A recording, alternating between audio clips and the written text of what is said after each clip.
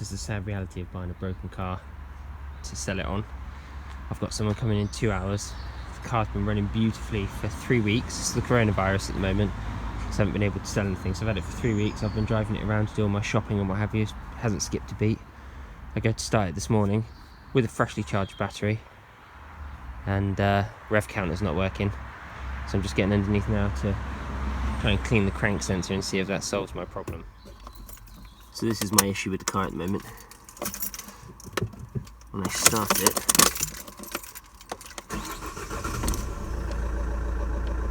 no RPMs, no revs at all.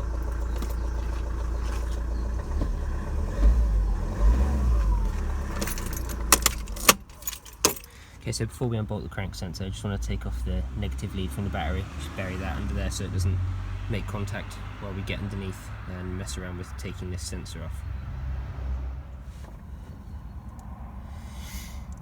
So there's the crank sensor,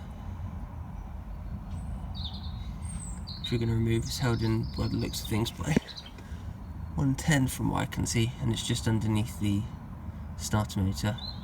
I'll just zoom out to give you a perspective of where it is. So when you're looking from underneath the engine, it's in between the engine and the drive shaft up there. Just there.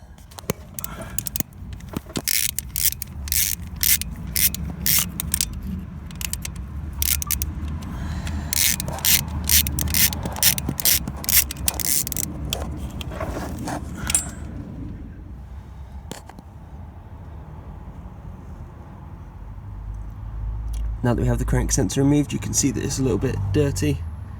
So we're just going to give that a clean up and then pop it back in.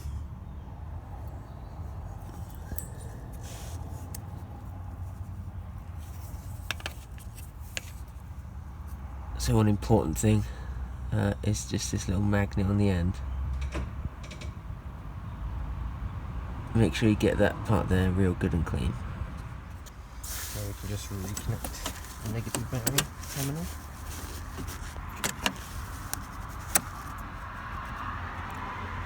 There we go, tighten that up. So the RPM signal comes from the crank sensor.